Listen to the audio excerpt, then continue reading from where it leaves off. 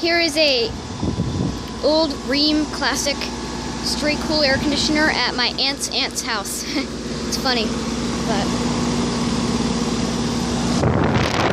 Rheem 10-seer scroll inside. You can still kind of read that.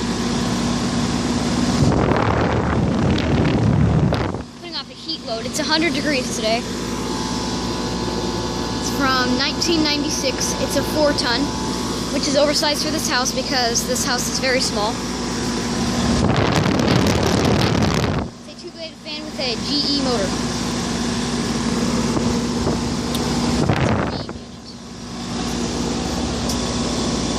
From 1996, it's a 4-ton. It's got a Copeland's roll compressor. Got a nice compressor sound. 4-ton, 1996 Rheem. That is very cold and sweaty.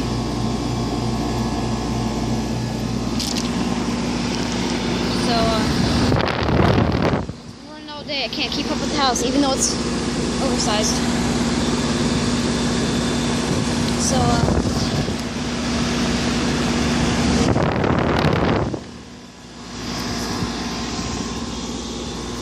I'm at my aunt's house.